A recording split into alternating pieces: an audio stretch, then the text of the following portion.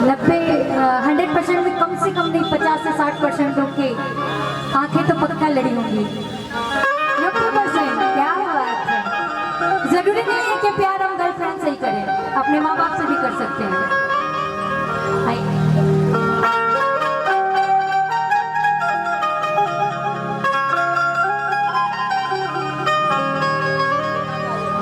जब से नैना लड़ल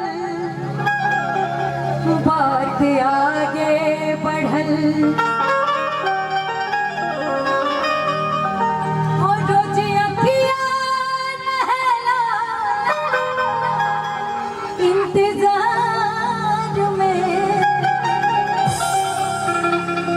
किसकी आंखें इंतजार में रहती है जरा बताएंगे? दूल्हे राजा की तो बिल्कुल है, आधे लोग तो शर्मा रहे हैं। अरे उठा सकते हैं, जरूरी है कि मतलब इजहार करने में तो पता चलेगा कि रात भर फोन पे लगे रहेंगे आप लोग। और रोज अखियाँ रहला इंतजार में, पायल दीवाना तोहरा प्यार में, पायल दीवाना तोहरा प्यार में।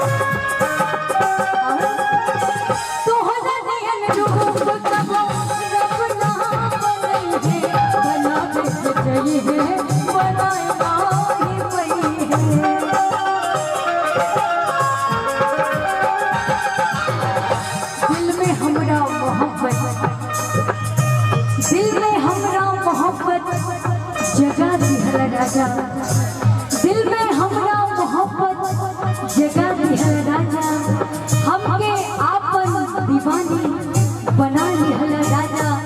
ई रूपवा के हमरा बखान करके चांद चांद एह पे लगा दिहल राजा।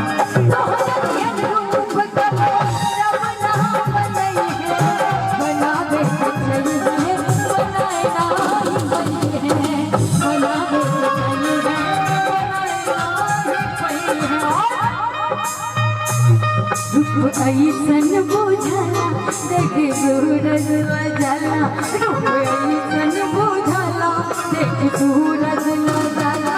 जैसे चंदा जैसे चंदा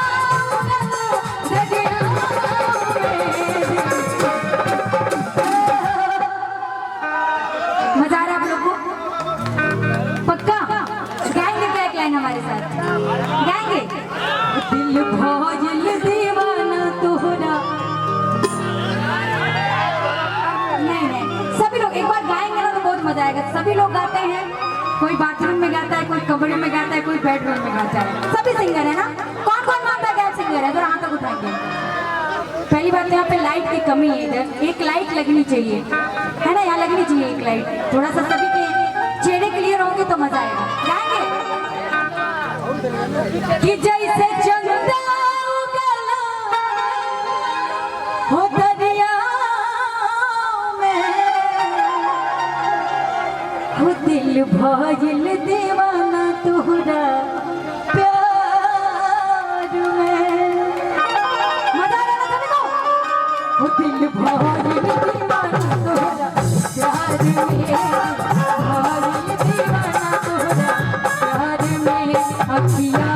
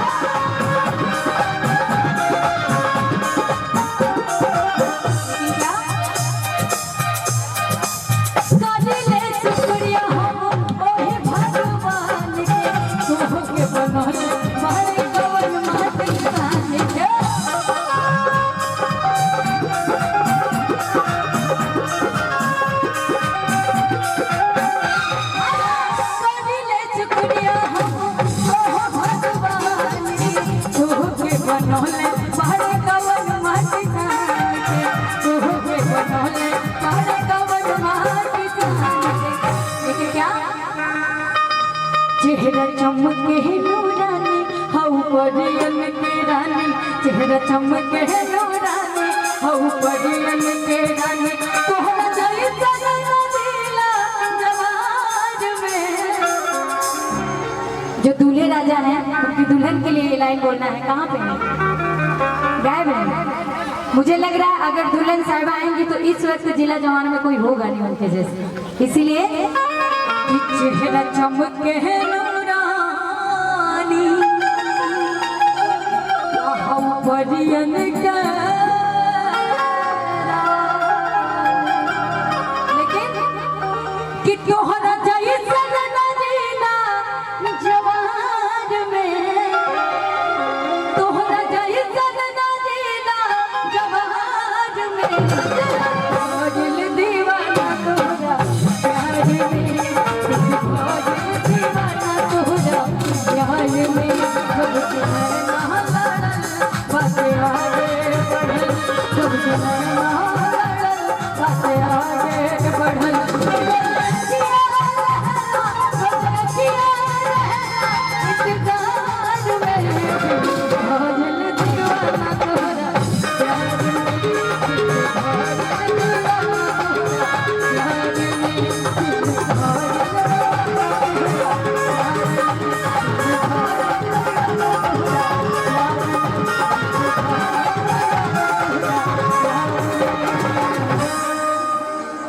अच्छा लगा आप लोगों को तो तालियां बजा के आशीर्वाद दे सकते हैं ना। आधे लोग तो कंजूसी कर रहे हैं, ऐसा करेंगे तो आनंद नहीं आने वाला। मजा आया ना? तो जरा एक बार जोरदार ताली अपने लिए बजा लीजिए आप लोग।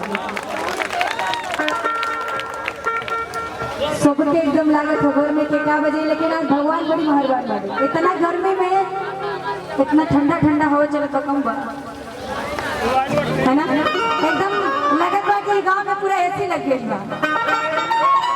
और मैं आपका नाम तो नहीं जानती भैया, बहुत बहुत आभारी हम सभी आर्टिस्ट आपके कि आपने हम सभी को यहाँ पे बुलाया, तो इसके लिए आपको बहुत बहुत धन्यवाद। लेकिन आई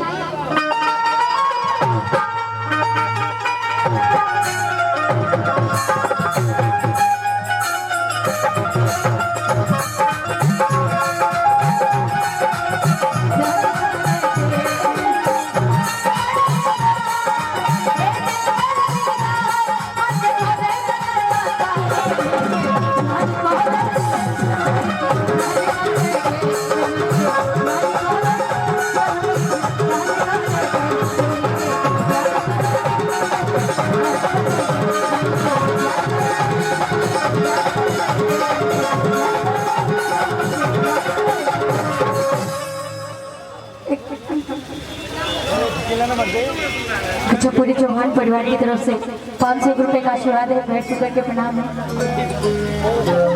बड़ा प्यारा आशीर्वाद है चाचा जी सीताराम चौहान जी की तरफ से भी 101 रुपए का आशीर्वाद आया हुआ है। लेकिन एक बड़ा ही प्यारा गीत है, देवरा बड़ा सतावेगा।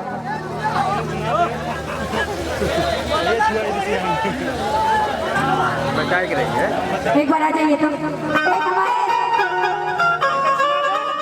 जो प्रेम जी बजा रहे हैं बेंजू, उनकी एक फरमाइश है, आप लोग भी सुनेगा।